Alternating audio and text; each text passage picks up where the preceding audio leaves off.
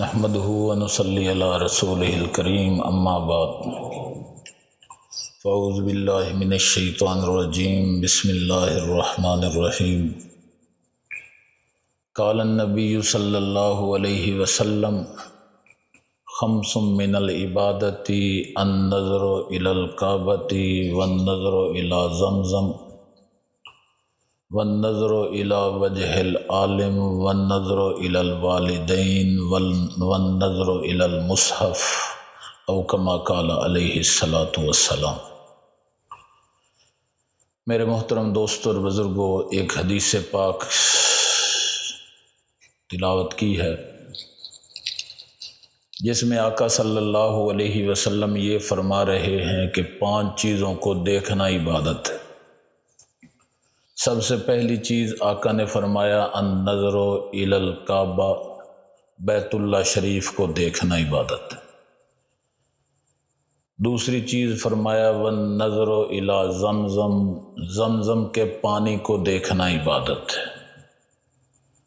تیسری چیز فرمایا والنظر الی وجہ العالم، صحیح فقیہ عالم کے چہرے کو دیکھنا عبادت ہے۔ چوتھی چیز آقا نے فرمایا والنظر الی الوالدین، والدین کے چہرے کو دیکھنا عبادت ہے۔ والدین وہ مبارک ہستیاں ہیں کہ جو زندگی میں ایک ہی مرتبہ انسان کو میسر آتی ہیں۔ والدین ماں اور باپ وہ ہیں جن کے ملاپ سے یہ بچہ پیدا ہوا ہے، وہی والدین۔ اور والدین کے بارے میں آقا صلی اللہ علیہ وسلم نے فرمایا کہ جو بچہ پیار اور محبت سے ایک مرتبہ اپنے والد یا والدہ کے چہرے کو دیکھتا ہے، اللہ رب العزت ایک حج اور ایک عمرے کا ثواب نصیب۔ تو بھائی، والدین کے چہرے کو دیکھنا عبادت، اس لیے ہم بھی اپنے والدین کی قدر کریں جن کے زندہ ہیں، اور ان کے ساتھ ادب والا معاملہ کریں، ان کا کہا مانیں، ان کی اطاعت کریں۔ 5ویں چیز جو اس حدیث پاک میں آپ صلی اللہ علیہ وسلم نے فرمائی، وہ فرمایا والنظر الی المصحف، اس قرآن مجید کو دیکھنا عبادت ہے۔ قرآن مجید وہ مقدس کتاب ہے کہ جس کو دیکھنا بھی عبادت ہے، جس کو پڑھنا بھی عبادت ہے، جس کو پڑھانا بھی عبادت ہے، جس کو سننا بھی عبادت ہے، جس کو سنانا بھی عبادت ہے، حتیٰ کہ دیکھنا بھی عبادت ہے۔ تو اس پہ ایک واقعہ عرض کرتا ہوں۔ ایک اللہ والے گزرے ہیں ہندوستان میں جن کا نام ہے منشی رحمت۔ یہ واقعہ اس لیے سنا رہا ہوں کہ اس واقعے سے اس حدیث کی تشریح ہوتی ہے۔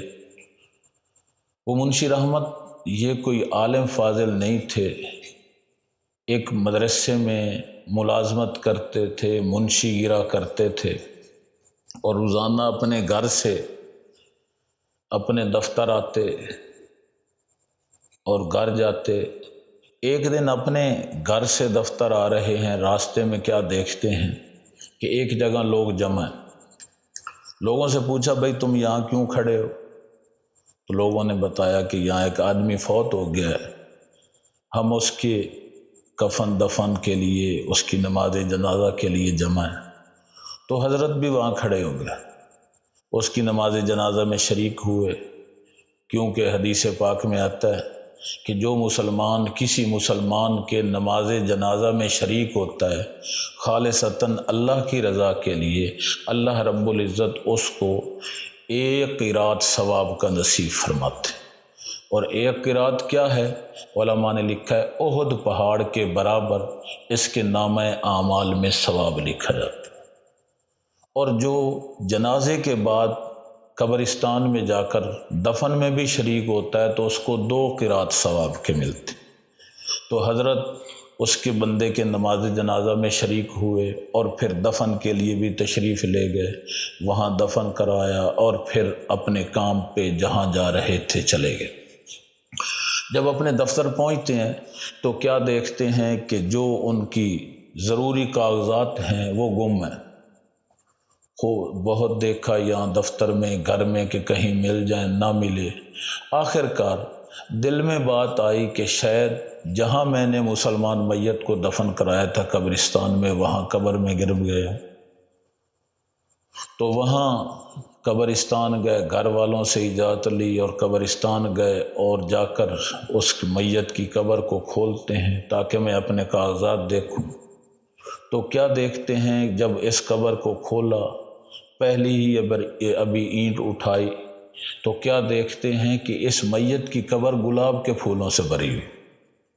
حضرت کو اپنا وہ کام پھر بھول گیا اور یہ میت کی قبر کو یہیں بند کرتے ہیں اور میت کے گھر والوں کے پاس جاتے ہیں اور پوچھتے ہیں کہ آپ کی یہ میت، یہ مرنے والا آدمی کون سا نیک عمل کرتا تھا؟